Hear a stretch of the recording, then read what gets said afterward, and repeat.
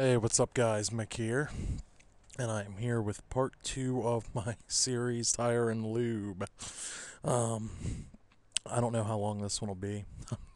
I'm thinking of stories as I make this video. So, um, it's basically just gonna talk about some of the crazy customers, crazy stuff I saw when I was working there.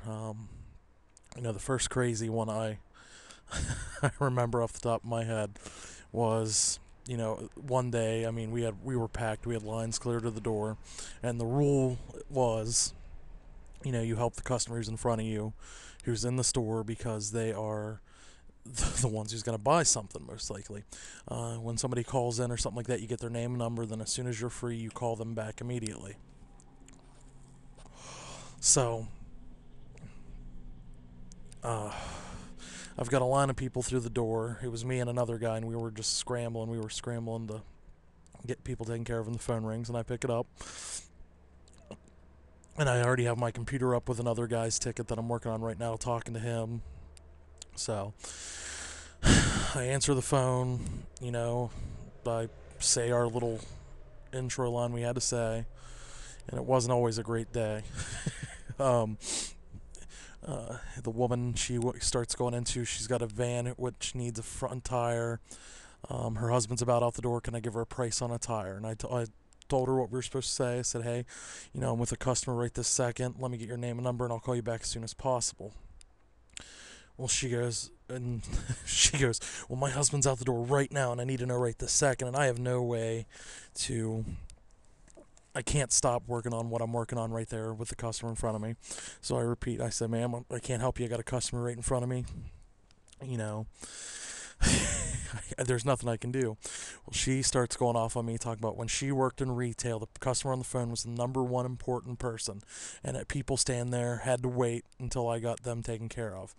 And I said, ma'am, that's not how we do it here. I have to take your name and number. I can call you back.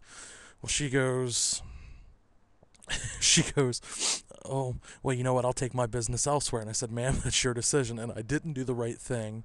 I hung up the phone right after saying that, which could have gotten me fired. But everybody was understanding about how that phone conversation went.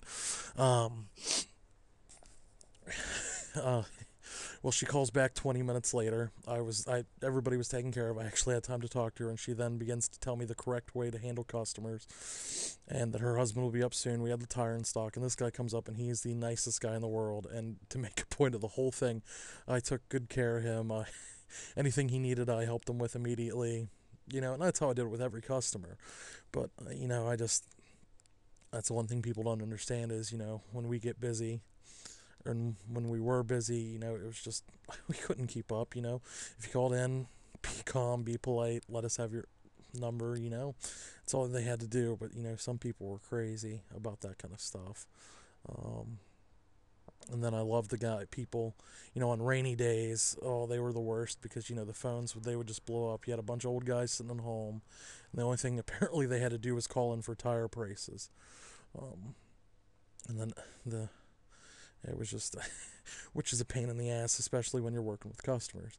The next kind of crazy one I can think of, this was before I was there, but this story was passed back to me from other coworkers. Is we had a lady who worked at the store, and apparently she had a guy who would call her and ask her what she was wearing and stuff. And when any other the male coworkers that were there would answer, they would hang up. So I mean, there was a lot of crazies on the phone.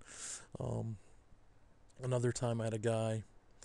He came up. I mentioned this in one of my other videos. I can't remember which one it was. I think it was the first one that I didn't plan it to go into a series, but it did.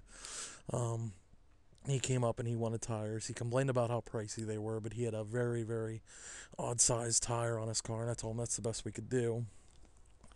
So he goes to his car and thinks about, if he's going to buy him now or not, and he comes back in and he goes, you know what, I might as well order him now.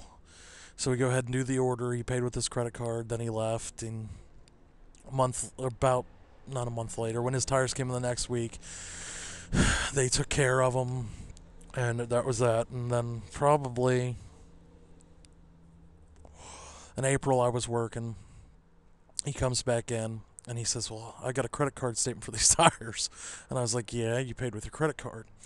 Well, he goes on to this whole big rant about how he wants to see the manager because he paid me $300 cash and paid off his credit card the same day he ordered the tires, which my manager was there and all that. And of course, my manager didn't remember the thing, and because he didn't want to deal with it. Um, and then he wanted to see the management. Management came over. I couldn't remember what exactly happened that day. When I sat down and actually started writing out the statement, it all came coming back. Told everybody the thing, but until the day I quit, I was asked about management. What happened with this? What happened with this? I wrote two written statements, explained everything. The drawer didn't come up short. There was, it was ridiculous. The guy basically accused me of stealing $300. If any of you guys know me, I think one of the techs said if I would have stolen $300, it would have came in 300 pounds heavier from eating fast food. So, but if any of you guys know me, that's not something I would do at all. We had others. I had a woman come in one time and tell one of my coworkers he was going to hell for his tattoos, and they were going to pull his entrails out through his stomach. That was an interesting one. Um, I had a guy freak out on me because I told him that his brake lines, the hoses, if I remember correctly, they went from like the caliper up to the actual brake fitting.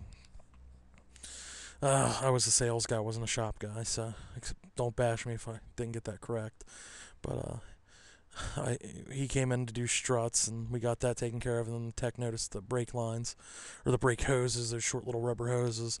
So I called the guy, and he says, "I'll do it." And then he comes up and he starts screaming about how I'm killing him, I'm killing him, I'm killing him. I'm just like, you know what? I told you it was optional.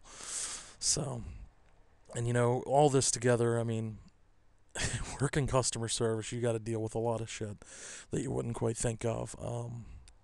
You know, getting screamed at on a daily basis is usually how it goes. That's always a wonderful experience. And you got the idiots who, oh, I could go on for hours about this, but I want to keep this shorter than the last one. But people need to have a lot more sympathy, be a lot nicer to people who work in customer service. Because I can tell you, there was a couple times we turned away customers just because of how their attitudes were, and it's just ridiculous. We're all people. We all have a job to do. So, just if you're one of those people, you probably don't even give a shit. But we really, it goes a mile when you're actually respectful to. Excuse me. It goes a mile when you're actually respectful to us. So, but I'm cutting this one right now. So, hope you guys enjoyed hearing a couple stories. I've got more I'll probably think of later, and I'll probably add that into a different chapter or part of the story. So, you guys have a good one. Thanks for watching.